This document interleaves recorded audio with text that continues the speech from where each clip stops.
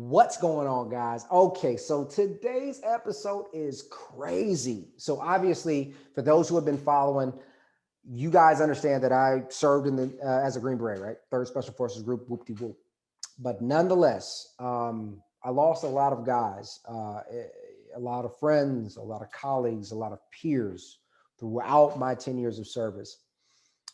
The one element that was always there, it wasn't the VA, it wasn't the Veteran Affairs, not for my guys. For my guys, it was the Green Beret Foundation, okay? It's a nonprofit organization that literally provided support that you could not believe. If it was trauma support for the family members, if it was unemployment support if you were transitioning out, if it was disability support beyond what the VA would offer, the Green Beret Foundation was always there. So for today, this is a super sentimental episode for me personally, but we have the executive director, big dog, Mr. Brent Cooper of the Green Beret Foundation. Now he's going to talk about his story, how he went from literally traditional life. Oh, he did college. He decided, I'm going to jump into the corporate world before I finish. We'll finish the degree. We'll go military in his 30s, which is like, who does that? Some people do, but who does that? And then he decided to transition back out into the civilian world before he decided to become the executive director of the Green Beret Foundation. I mean, a massive amount of experience, a massive amount of insight, and more importantly, he talks about why he decided to chase a life of fulfillment, of purpose, not money. So without further ado, guys, let's hop right to it.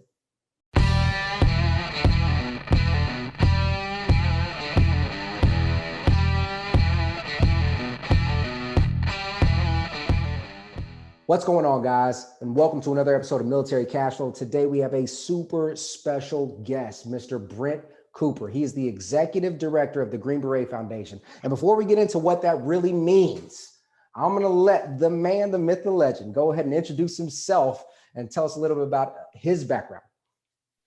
What's up, man? Thanks for having me on. I appreciate it. Yeah, like you said, I appreciate that, man. Myth, the legend, Brent Cooper. You know, I am the executive director of the Green Beret Foundation. 501c3 nonprofit organization serving specifically Green Berets and their families, active duty, separated, and retired in many different facets, and we can get into that more. I don't know how much you want to dive back into my past, or how far back you want to start. Yeah, man. Let's tell the audience everything, man. So what's your entire background from, I don't know, I mean, high school into your early 20s, into your military career? Tell the whole thing. Yeah, I'll give you the highlights of it, right? I'll give you the highlights and leave out all the bad parts. You know, I had a very unconventional path into the military. I didn't join the military till I was 30 years old. So prior to that, you know, getting out of high school, I didn't grow up in a military home. And it wasn't necessarily something that was even an option. It wasn't talked about. It wasn't really even in our community. It just didn't seem like there was a lot of military people around. And so I kind of always thought about what it would be like to join the military, but it was never something that was even considered, right? So, you know, did college, got into the corporate world, spent my 20s in the corporate world, and just kind of always had this itch to see what the military was all alike, but what the military was like. But before I knew it, my 20s was over. I hit 30, and it's like, holy crap, man. Like, if I don't join now, I will probably never get a join. And as many regrets as we have in life, that was not a regret that I wanted to have, not serving our country. And so at 30, I decided, hey, if I'm going to do this, I had felt I worked with some of the best in the corporate world, and I wanted to work with the best of the best in the military. And I thought, what better than Army Special Forces? So at the time, I signed what they call an 18 X-ray contract, which is essentially guaranteed slots, but not guaranteed outcomes, which enables somebody off the street to go through a ton of training and get to Special Forces selection. And if you make it there, get selected, then you start the Special Forces qualification course. So at 30 years old, yeah, man, I joined the Army. I was 30 years old in basic training with a bunch of 18-year-olds. I was older than the majority of my drill sergeants, so it was pretty funny, having them yell at me. And I'm like, man, it just wasn't too long ago. Like you're junior high when I was graduating high school. Right. But that's kind of what led me to the military. And then at the time, we don't have to really get into it, but I had a ex-wife, and we divorced shortly after I joined. And it kind of shifted my career path because I had thought I was going to make a career out of it. Even at 30, I'm like, hey, I'm just going to make a career out of this. And then not too long after, met somebody new, married, and it kind of set me on a new path. And then decided, you know what? Military life was not going to be conducive for our family. And so I chose to get out. And that's what led me at 35, man. So then at 35 years old, I got out, moved up to Washington State, got my MBA up there, and got into property management, residential and commercial property management. Also got my broker's license. So it was this weird, right? Just this weird confluence of events in my life. Because at the time I was getting out, and I was stationed at Fort Campbell, Kentucky at 5th Group, 5th Special Forces Group. And at the time, I was considering going to Vanderbilt and do their MBA program there. And I was approached from the company in Washington, and it was like, hey, I need somebody to run our property management franchise and love your background. And I said, well, look, I'm looking to go to school, and hey, have you ever looked at the University of Washington? I'm like, no, I've never even considered it. So I checked out the University of Washington, and I'm like, that's actually a really great school. Again, put all my eggs in one basket, got into the program, moved up to Seattle, and spent the next 4 years there. So yeah, and ended up working full time, getting my MBA full time, and then also had a kid after a year. Nice. So it was just a mess. Nice. Like 2015 to 2016 was a blur. Nice, but yeah, so then then I got into property management, and we're doing residential property management in the Seattle area, and small mixed use commercial property management. So Seattle at the time was booming. The real estate market there is just booming. It still is. Right. It really is. Seattle is insane right now. It was a great, and coming from, we had just moved from Clarksville, Tennessee. So we moved from Clarksville, Tennessee to Seattle, Washington. And it was weird, just the perspective of real estate and how, everything's so expensive up there. But wherever you move, you kind of acclimate to it quickly, right? And then it becomes the norm. Absolutely. It's like, oh, a little 2-bedroom apartment for $3,000 a month is normal. Yeah. But then it's ridiculous when you really think about it. You're like, but you adapt, man. You adapt. Yeah. And one of the things that you said constantly was the fact that you kind of just jumped in, balls deep into everything that you did. Honestly, you just said, hey, I went from college into a corporate world, bump it. I'm going all in on this military thing. Bump it. I'm going all out. I'm moving to Seattle. So tell me a little bit about your mindset, man. What in your life caused you to just think in that sort of manner where you just said, you know what, not necessarily reckless abandonment, but said, hey, I'm willing to take this risk and go for what I know there's potential in? Yeah, that's a great question. And I would say my philosophy when I take big risks like that, I generally have the mindset that there's no plan B. Nice. I have no fallback plan. So my motivators are much stronger, right? Right. Because when you want to quit, and you will, just like going through the Special Forces course, like I wanted to quit hundreds of times. The thought crossed my mind plenty of times. It crosses everybody's mind, right? And I tell guys all the time, like, the guys that become Green Berets or special operations units, they're not always the biggest, strongest guys.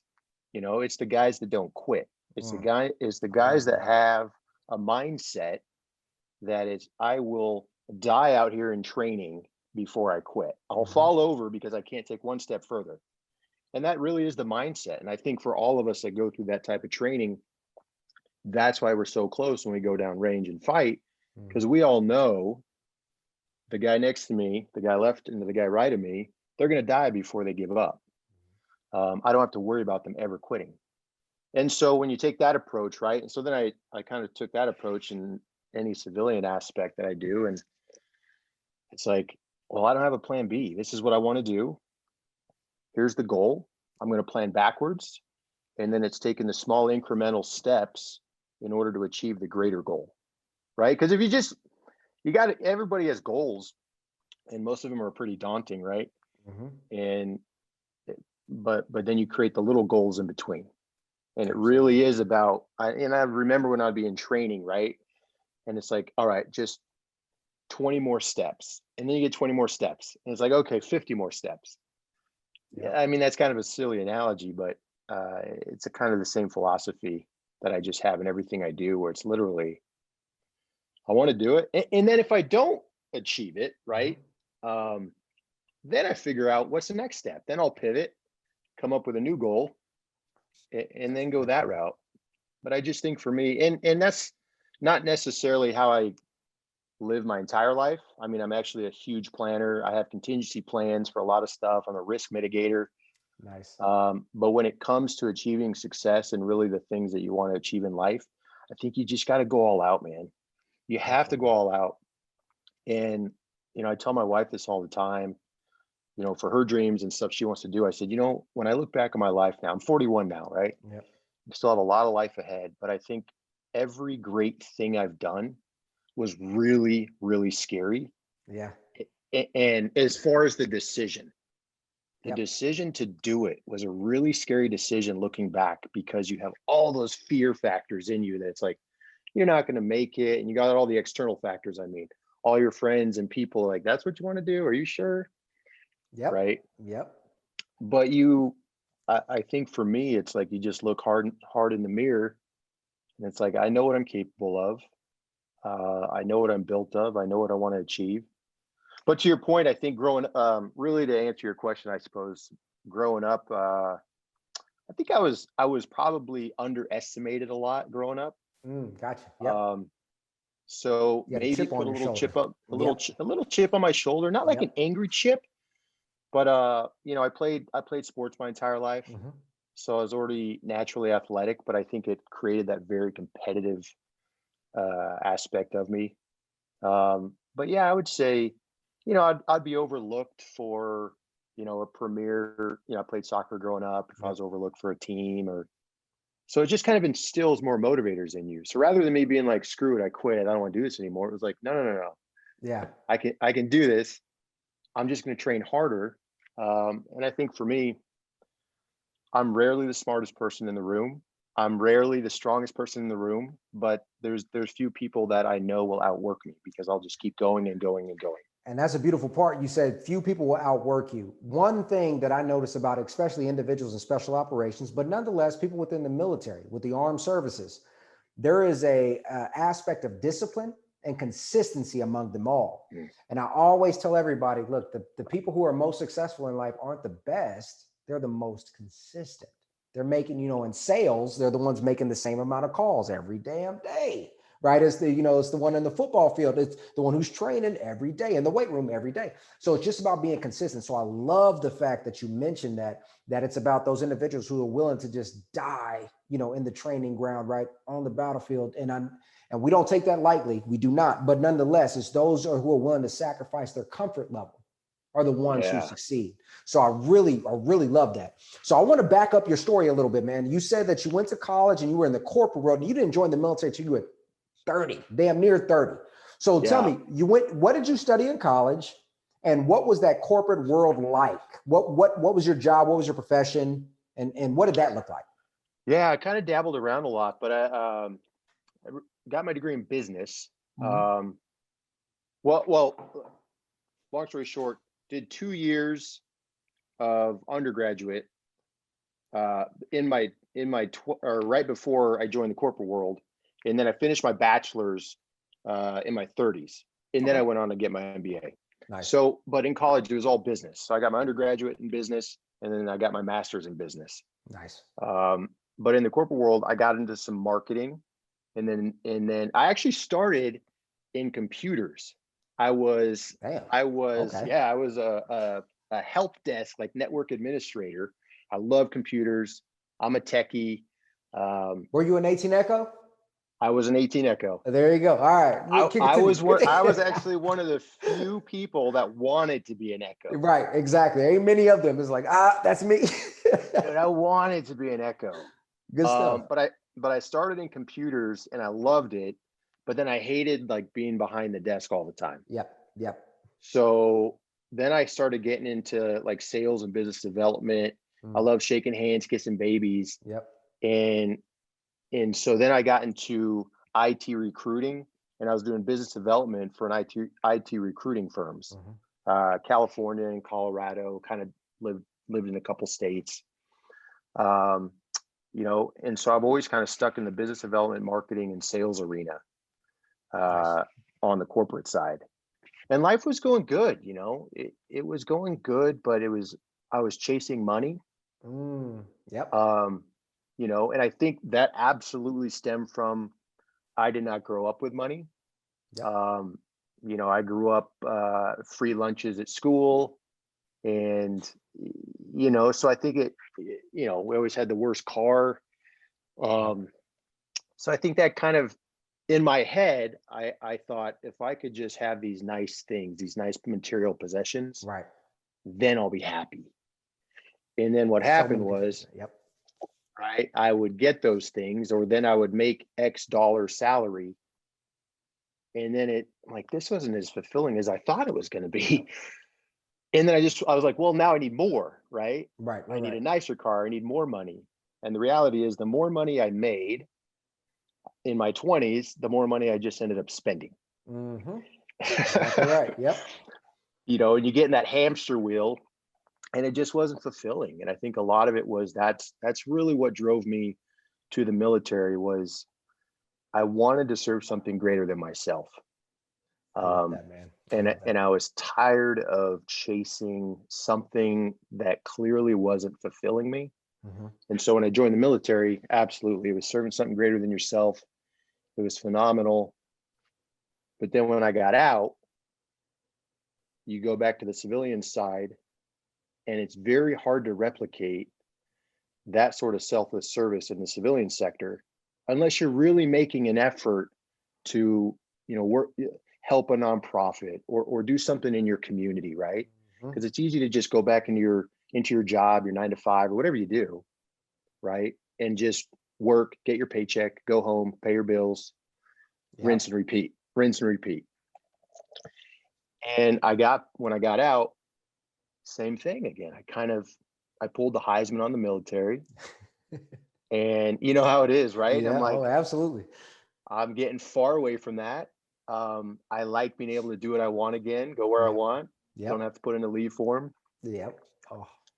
And I started chasing money again, and we had a great life in Seattle. But man, after 4 years, I felt it again. You know, it's like, hey, Brent, like, why didn't you learn your lesson? You know, the first time, the first time. Yeah. Yeah. And my wife and I were sitting on a couch, and she's the one that actually found the job description, or the job ad for the executive director position at the Green Beret Foundation. Nice. And, you know, we're thumbing through Facebook, and she goes, hey, check this out. Because I was looking for a change. And I looked at the job ad, and I'm like, wow, you know, I got an MBA, I was a Green Beret, like I got all this business experience. And I'll tell you what, man, the last 20 years of my life made sense in that moment. Because I had 10 years in the corporate world, 5 years in the military, and then almost 5 more years back out again. Right. And it was like, where do I fit in? Right. Yeah. And so it was like, this is phenomenal, because it gave me an opportunity to serve something greater than myself, help my brothers and sisters and their families that are still serving and that are out, right? So I understand that lifestyle, that dynamic. which is so incredibly difficult. Yeah, absolutely. There's a guilt factor in there, right? Yeah, I got I out understand that. and our brothers are still serving and dying and sacrificing. And so I want to give back again. This is my way of kind of getting one foot back in the regiment, but not putting the uniform back on. Right. Like I still got to run a business, but help the regiment. Yeah. So once again, we're up in Seattle. Yeah. Good life. We just bought a home we've been living in for 3 years. Had a 2-year-old. Oh, And my wife, of course, she's phenomenal because I'm like, this is going to require us moving to San Antonio, Texas. oh, damn. I didn't know that. Okay. Yeah, we live in San Antonio. I'm from Texas. So Hey, Texas is the greatest country in the world. Nothing wrong with that. yeah. So once again, I applied to the position, kind of Yep. not thinking, having no idea what they look for, but I'm like, I'm just going to do it. And bam. And yeah, one thing led to the next. And so I've been running the foundation now since June of 2019. So we moved to San Antonio, Texas since June of 2019, and Yep. things have been going pretty great, man. Awesome, man. So before we get into that Green Beret Foundation, man, just to kind of recap, I love the fact that you mentioned, how you were doing your thing in your 20s, you were chasing the money, then you felt a greater calling. You joined the military, you got out because you wanted more freedom, and then you chased the money again. I think, here on this channel, man, most of our audience, obviously servicemen and women, but they think money will make their lives better. They really do. They say, you know what, I'm going to get out the military and I will go contract overseas doing the same job, but make 3 times as much because my life's going to be better. It ain't the case, man. And this right here is proof, right? My man Brent's talking to you guys. Listen, it's not the case. So I love that you kind of explained how that journey went. Then you turned around, you went back out to the civilian world, and you end up coming back, right, to the Green Beret Foundation. Now, I mentioned it before. This is a very sentimental episode for me because as a Green Beret, I know what you guys do. I have seen what you guys do. For most of the audience, they may not know. So could you please explain what does the Green Beret Foundation do for their servicemen in the special forces? Yeah, absolutely. In a nutshell, we are the nonprofit foundation that is providing resources, whether financial or non-financial resources, to Green Berets and their families for things that are not covered by the Department of Defense or the VA, Veterans Affairs. Because there's a lot of stuff, everybody thinks, oh, you're in the military, everything's covered. And there's a lot of things that are covered. That is true. That is true. Yeah. But there are also a lot of things that military insurance does not cover, even when you're in, and then especially when you get out. And if you get out, unless you retire or whatnot, you're not really eligible for benefits anyways. So a lot of even Green Berets that get out and have regular insurance, health insurance, if it doesn't cover it, will still help cover the gaps and stuff. So we're doing everything from casualty support when Green Berets get injured downrange. We assist with a lot of travel and lodging costs, for family members to get to and from. We assist Gold Star and surviving families. We do a lot of health and wellness support that stems from, and that's kind of what I was mentioning, any medical expenses or medical related costs that aren't covered by the military. So it's a lot of stuff in there. I mean, we really do the full gamut of support for our Green Berets, and we're the only ones that really have a customized approach when it comes to this. And it really is, depending on what it is your need is, that's where we'll step in and try and make it happen. I love that, man. So for the audience that isn't aware, and obviously you guys, I hope you guys are aware because you are mostly servicemen and women or spouses of them. There is an 80% divorce rate, above 80% divorce rate within the military, and above 80% suicide rate, which is insane, right? Which is absolutely insane. Understanding that people have internal conflicts or personal conflicts that they can't seem to get rid of. Understand that there are support groups out there. Even more so when somebody deploys every 6 months. They train every 3 months, right? Which is that of the special operations. So the fact that there is a foundation dedicated to those men and women who support, because now there's women in the Special Forces regiment, and says, hey, if the military doesn't cover it, we got your back. That is extremely important. I personally have seen some of my friends who have passed away where their families were then supported or supplemented through the Green Beret Foundation, which is extremely important. And I love that to death. So let's talk a little bit about that transition into your role now as executive director. What did that look like? You had a world of, worldly experience. You've done a lot. You was in the military civilian world twice, and then you moved into that. How was that transition? What did that handover kind of look like for you? That's a good question. I would say there was some very difficult aspects of it.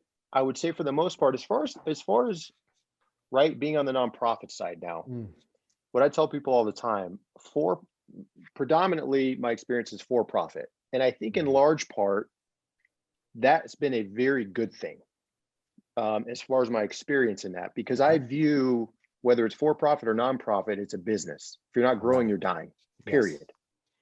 And so when I bring that mentality in, and the other aspect too is, and with that attitude and that mindset, right? As a nonprofit, a lot of times it's like, well, we just got to raise money and then wait to help people. And I say it all the time. It's super easy for us if we just want to sit back and answer the phone or wait for the email to come in, and then I can write my name on a check and here you go, we're helping you out. That's lazy. Yeah. That is a lazy ass mentality. And so we take a much more proactive approach. And it's like, what's going on in our community? Where are guys hurting? Where are the families hurting? How do we have to pivot our programs and services to adapt to the needs of our regiment, right? Because we got great programs. Our programs are set up to kind of cover everything. But as you said, right, that suicide rate is ridiculous. It's absurd. And, without getting, the things I've been through my life and some of the stuff I glossed over, right, was my divorce. The divorce at 30, went through bankruptcy. I lost everything, right? At 30 years old, started over as I'm going through the military. So literally, and then that was a big reason why I made it too, right? Because I'm like, I've got nothing to go back to. I left Colorado, joined the military, right? You leave for the military with just duffel bags. Yep. Got divorced, never went back. Like house, tools, clothes, never went back, right? Imagine that. Yep. So I went through this time, right, where you have these mental thoughts and you're like, life's over, what am I going to do? And I just started my life over again and climb back up, get back on the horse and keep going. But to your point, with the foundation, so we just created a burden bearer support initiative, which under that is the Andrew Marcasano Suicide Prevention Fund. And so what we decided to do was let's create a fund specifically and it's a restricted fund. So all money that's donated to it, the money is solely used to support Green Berets and family members, spouses and children for mental health, suicide ideations, like substance abuse type stuff. All the triggers or things that suicide kind of stems from, right? And it's a myriad of things. Yeah. And so, because we recognize, just like you said, man, these statistics are staggering. And it's kind of becoming destigmatized now, at least to be able to talk about it more. Yes. Yep. Right. And so I think some people believe, it's much more prevalent now. And I disagree with that. I think it's always been bad. Exactly right. Absolutely. It's just we finally are, hey, we're talking about it right now. It's okay to talk about it. It's okay to talk about we've been through we've had mental issues or you had these sort of thoughts or ideations. And now we can talk about it, but not just talk about it. The Green Beret Foundation is saying we can get you the help you need as well. We've got resources. And so that's when we team up and we collaborate. And we've collaborated with a lot of other organizations around the country, depending on what somebody needs. And we can either put them in a substance abuse program, get them to see a psychologist or a psychiatrist, we're working with some of the best PTSD clinics in the nation, getting guys going through these programs. TBI treatment as well. TBI is extremely prevalent, right? Because all the guys that, a lot of the Iraq war, guys were getting blown up all the time, and they just go back out because that's what you did. Yep. Shot back up and went back. Just go back out, That's right? it. Yep. So, I can keep talking down a rabbit hole, but I think my point is, for this foundation, serving Green Berets, serving tip of the spear. And since 9/11, 60% of all casualties have been Green Berets. And when I say casualties, that's injured, KIA, everything. 60%. Nobody talks about that, right? Which means Green Berets are truly the tip of the spear. They're the ones going out in harm's way in the conflict. And I'll say and the that, ripple effect all the way back home, right? On exactly. how that affects the home front. Family. It's not, and that's where, our family support program is huge, helping families, helping children. And so what I do, right, and what we do now, it's just phenomenal because I have a lot of skin in the game as far as it's very personal for me, because all the individuals I'm helping, I served with, they are my brothers and sisters. These family members are friends with my, these service members are friends with my wife, with my family. And so for me, it's not a job. Yeah. I'm very fortunate to be able to do something that I'm very passionate about, and it's very fulfilling. I love that. And the fact that, to be honest, in my personal opinion, you're blessed to be in a position where you feel compassionate about what you're doing. A lot of people work because they feel like they need to, right? A lot of people work because like, I need this next paycheck. But if you handle your finances right, again, this is military cash flow, guys. We're talking about financial freedom and finding your purpose in life. And I feel like, you potentially have found that position, right? You're giving back to a greater community. And for the audience, we're not taking away from, some of the anxiety or the experiences that normal day people go through, because that is, you have PTSD through several experiences. But understand that within the military culture, we are we are trained to think, all right, hey, we got hurt, let's continue forward. Hey, we experienced loss, let's continue forward. Hey, we're going through troubles, let's block that out and continue forward. And unfortunately, that reflects, and just like Brent said, a much higher percentage of divorce rates, suicides, depressions. I mean, just PTSD, you name it, right? And so it's so much more impactful when there is a support element out there for an individual who needs it, regardless, military or not. It is so much more impactful. So that is, again, why the Green Beret Foundation, obviously has my full support, but it's so important within the sphere of our brotherhood. And so I really appreciate that. So one other quick little question about the Green Beret Foundation. Beyond doing all of those services, do you guys ever host any events, or is there any fundraisers or anything else? Is there any way that just the average Joe can contribute and help donate a little bit to the Green Beret Foundation? Yeah, we do quite a few events, and on nice. our website, greenberetfoundation.org, we got a list of events on there, and the majority of our events are done by third parties. Nice. So nice. An individual's like, hey, I just want to give back. I know, I got a connection at a golf course, or we just had, a group do like a pub crawl type, oh, nice. Yeah. And got all these breweries involved, and hey, every beer you purchase, $1 is getting kicked back to us. So there's all sorts of ways to raise money or just get involved and give back, right? And that's when I talk about serve something greater than yourself. And I think for me, what I learned is, unless you're serving something greater than yourself, I don't think you'll truly be passionate about things or truly be fulfilled. Yeah. And you said something very important, and I have experienced this in I would say now the 20 plus years of my adult career, especially 15, 16 years of that was in the corporate side. It's very easy, and I would say for the most part, what I've recognized is most people view work as a transaction. Yes. Their job is a transaction, right? Yeah. I need to go to work so I can earn a paycheck. I just need to do what I need to do, earn my paycheck so I can pay my bills, right? It's just a transactional affair, as opposed to, you know, and it's difficult to find something you're passionate about, but once you do, it changes everything, right? Because now it's not like, I don't have a work-life balance. It's a work-life integration. Ooh, you know, but the fabulous thing about it, and I've got actually my staff has the buy-in to that, right? And I've told staff, like, what we do, this isn't a 9-to-5 job. If you want a 9-to-5 job, that's fine. Go get a banker, go be a banker, you know? But what we do, we're providing a service. And so we have to be available at all times. If somebody calls me at 10 o'clock at night and it's like, I'm about to go jump off a ledge or I'm drinking myself to death, who can help me?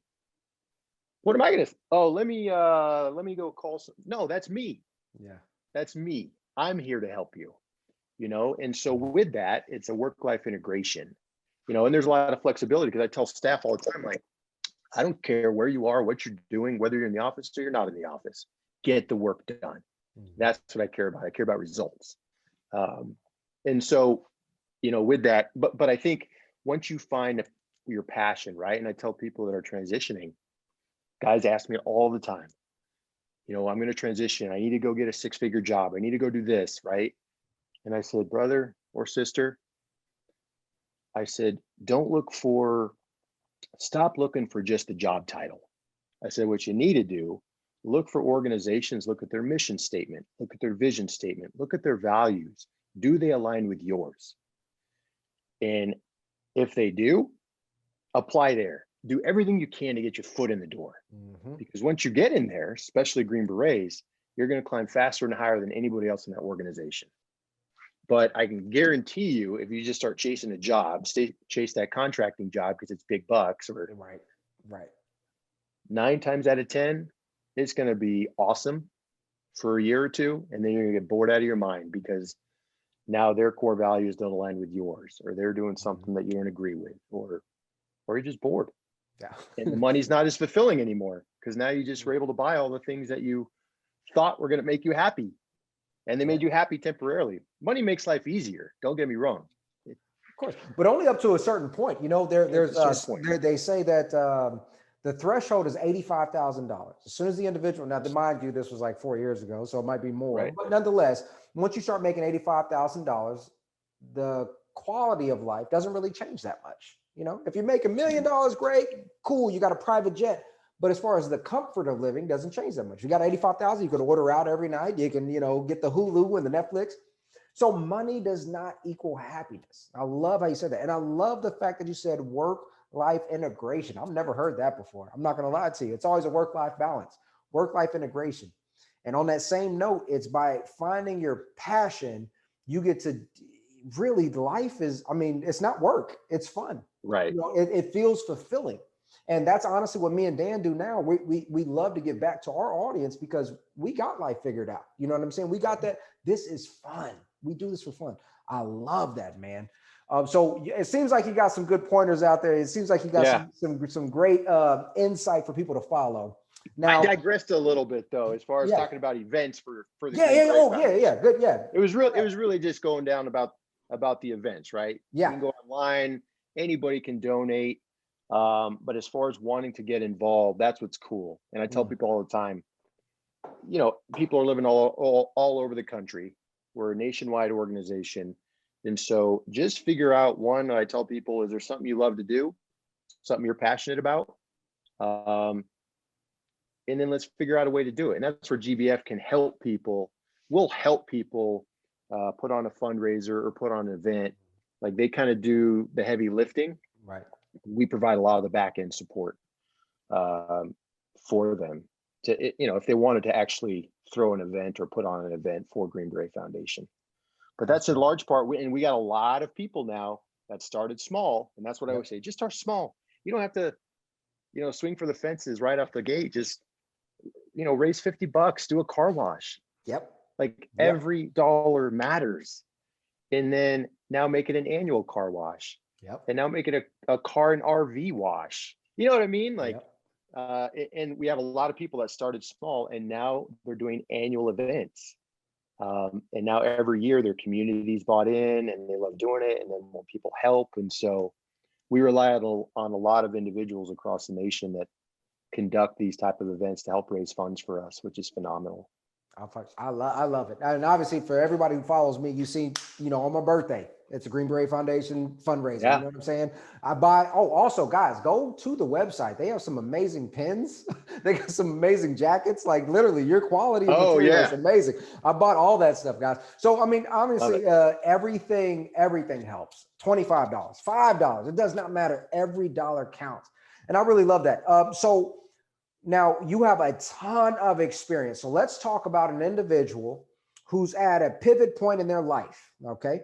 Let's say they're either looking at joining the military or getting out the military. What's one piece of advice? I know this is kind of a real one, but what's one piece of advice can you give somebody who's at a pivotal point in their life?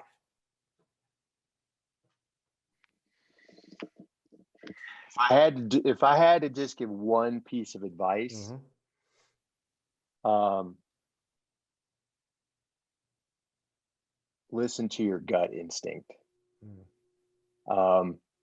Because you will have a lot of external noise, whether it's parents or friends or this person chirping in this ear and this, and I think as individuals though, especially somebody, at 18, 19 years old, trying to figure out which way to go in life. I think most people kind of know instinctually if they have it in their gut, like this is something I want to do, but then they instantly let fear creep in. And all those insecurities about, well, I probably won't make it, or I probably won't do this. Like, just follow your gut, man, and take the big risks. Every big risk has a huge reward, right? All the biggest risks come with the biggest rewards. And every single successful person that I've ever encountered in my entire life, 9 out of 10 of them are successful because they took an enormous risk at some point in their life. And it changed the trajectory of what they were doing. And most successful people, yeah, there's people that either they'll just inherit money or have it a little lucky, but for the most part, successful people understand discipline and perseverance, persistence, and doing the small incremental things on a very consistent basis, because those small incremental things done on a very consistent basis lead to monumental changes in their lives.